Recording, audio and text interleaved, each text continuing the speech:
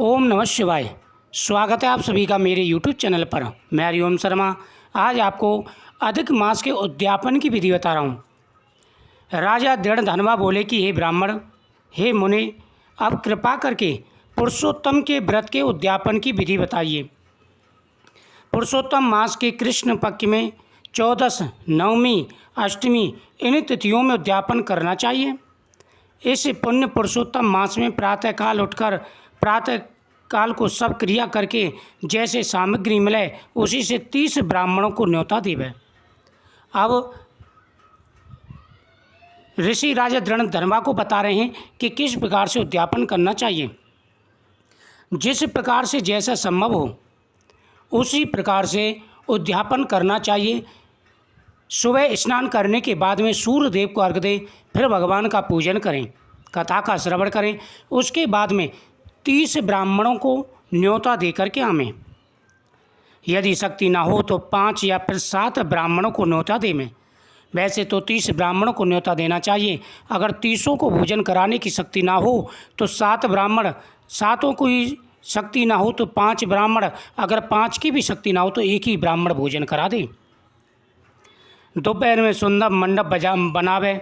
मंडप के ऊपर तांबा या मिट्टी के छिद्र रहे 4 कलश स्थापित करें। चारों दिशाओं में पुरुषोत्तम भगवान की प्रतिमा के लिए कलशों पर श्रेष्ठ नारियल धरें। उन चारों कलशों पर वासुदेव, प्रद्युम्न, उत्तमदेव, अनिरुद्ध इन चारों की स्थापना करें। फिर वेद वेदांग के पारगामी वैष्णव आचार्य को बुला उस मंडप के बीच में जिसमें 4 ब्राह्मणों को जप के लिए वरण करें, उन ब्राह्मणों को अंगूठी आदि से युक्त 2-2 वस्त्र देवें। हे राजन, मंडप तैयार करें, 4 कलश स्थापित करें, 4 ब्राह्मणों को जाप के लिए बुलाएं और उन चारों ब्राह्मणों को जो जाप के लिए बुलाए हैं उन्हें अंगूठी के साथ में 2-2 वस्त्र देकर सम्मानित करें। उनसे प्रार्थना करें कि हे ब्राह्मण देव, आप मंत्र जाप करें। बड़े आनंद से वस्त्र आभूषणों से युक्त आचार्य को विभूषित करें। फिर पूर्व कही हुई विधि से स्त्री सहित पूजा करें। फिर अपनी पत्नी के साथ में बैठ कर के वहाँ पर विधि विधान से पूजा करें। पूरे अपने सामर्थ्य के अनुसार जैसा सामर्थ्य हो उसी प्रकार से पूजन करना चाहिए। वरण किए हुए ब्राह्मण से 4 तरह का चतुर्व्यूह का जाप करावे, चारों तरफ अखंड दीपक जलावे। फिर क्रम से नारियल आदि से अर्घ दान करें। जो 4 ब्राह्मण जाप के लिए बैठे हैं उनसे जाप कराए। उसके बाद में 4 अखंड दीपक प्रज्वलित करें। फिर क्रम से नारियल आदि से अर्घ देवे। अर्घ देने का मंत्र, हे देव देवेश, हे पुराण पुरुषोत्तम, हे हरे, आपको मैं नमस्कार करता हूँ। राधा सहित मेरे अर्घ को ग्रहण करिए। इस प्रकार से भगवान से प्रार्थना करें कि हे प्रभु, मैं अधिक मास का उद्यापन कर रहा हूँ।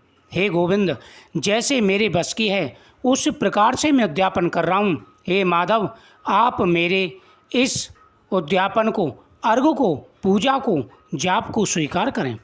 इस प्रकार से भगवान से निवेदन करना चाहिए। राधा सहित आप मेरी पूजा को स्वीकार करें। नवीन मेघ के समान श्याम, दोनों हाथों में मुरली लिए पीताम्बर धारण किए हुए राधा सहित पुरुषोत्तम देव को मैं नमस्कार करता हूँ। फिर राजा सहित श्री हरि को पुष्पांजलि देवे। फिर स्त्री सहित भगवान को साष्टांग प्रणाम करें। फिर ब्राह्मण को सुवर्ण सहित पूर्ण पात्र देवे। फिर आनंद से आचार्य को बहुत सी दक्षिणा देवे। इस प्रकार से भगवान से निवेदन करें। निवेदन करने के बाद में पूजा संपूर्ण करें, हवन करें। उसके बाद में भगवान को नैवेद्य अर्पण करें, ब्राह्मणों को भोजन कराएं। उसके बाद में ब्राह्मण को दक्षिणा देकर के संतुष्ट करें। तत्पश्चात भक्ति से स्त्री सहित आचार्य को वस्त्र आभूषणों से युक्त करें। फिर ऋषियों को उत्तम दक्षिणा देवे। स्त्री पुरुषों के पहनने योग्य वस्त्र शंकर पार्वती के नाम से देवे। 8 प्रकार का पद देवे और जूतों का जोड़ा देवे। वैष्णव ब्राह्मण के लिए श्रीमद् भागवत को देवे। चंचल आयु विचारता हुआ अपनी शक्ति के अनुसार जल्दी देवे, देर नहीं करनी चाहिए।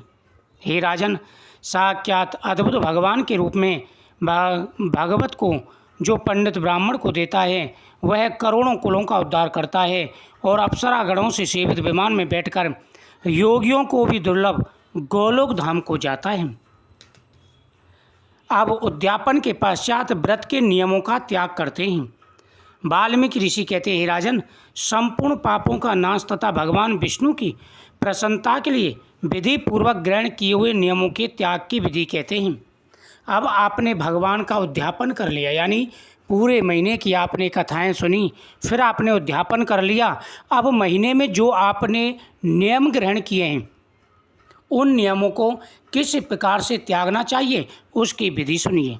हे राजन, यथाचित व्रत में रात्रि के समय भोजन करने वाला मनुष्य ब्राह्मण को भोजन करा के सुवर्ण का दान देवे।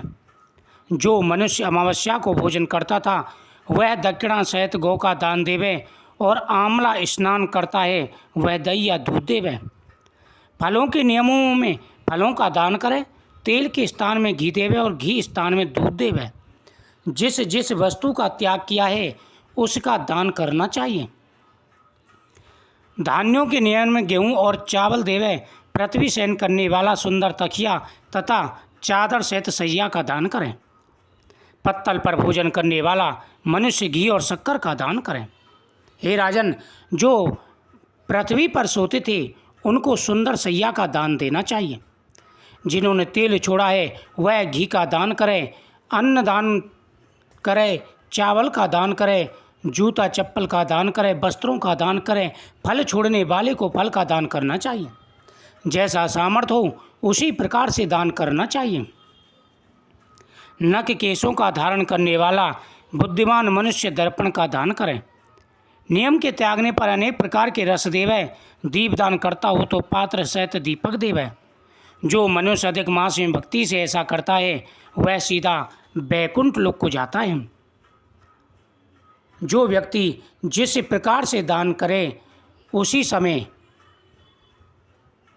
भगवान से भी निवेदन करे। जो पूरे नियम पूर्वक भगवान की इन कथाओं का श्रवण करते हैं और जिस प्रकार से उद्यापन करते हैं भगवान उनके ऊपर सदा ही अपनी कृपा दृष्टि बनाए रखते हैं।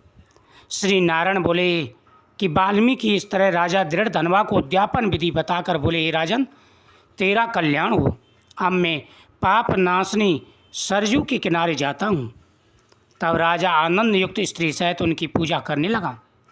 ऋषि ने राजा की पूजा को अंगीकार कर उसे आशीर्वाद दिया। इस प्रकार से जब वाल्मीकि ऋषि ने संपूर्ण विधि राजा दृढ़ धनवा को बताई उसके बाद में कहा, हे राजन, अब मैं सरजू जी के किनारे जाता हूँ। फिर राजा रानी ने प्रेम पूर्वक ऋषि का आदर सत्कार किया, उनकी पूजा की। ऋषि ने भी उनकी पूजा स्वीकार कर उन्हें आशीर्वाद दिया और वह सरजू के किनारे चले गए। इस कथा के श्रवण करने से पूरे महीने की कथा सुनने का फल प्राप्त हो जाता है। जैसे